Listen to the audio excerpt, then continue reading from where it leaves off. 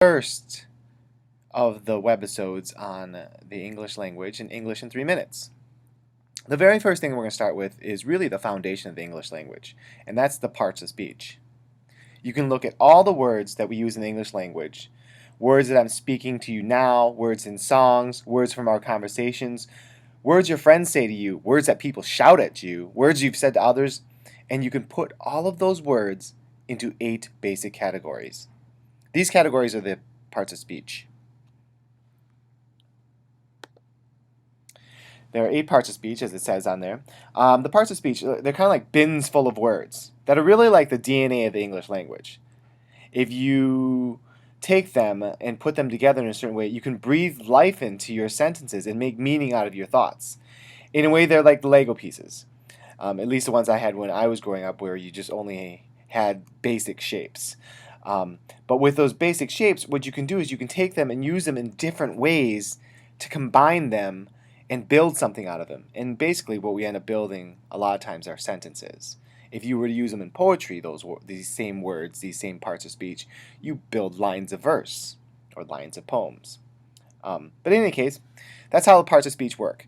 It comes down to bins full of words that you use in a certain way. Let's look at the sentence as an example. If you look at this sentence here, love rules the world. The word love is used in a certain way. It functions in a certain way.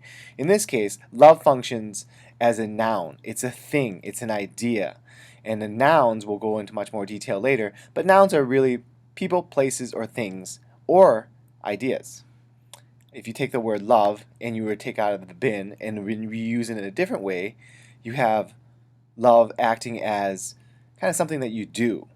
In this case, it's acting as a verb. So it comes out of the verb bin. And so I love grammar. Or you can have another sentence where his girlfriend lovingly kissed him. If you have that, now you have love being used in yet another way. So it functions differently. In this case, lovingly is used as an adverb. It describes how she kissed him.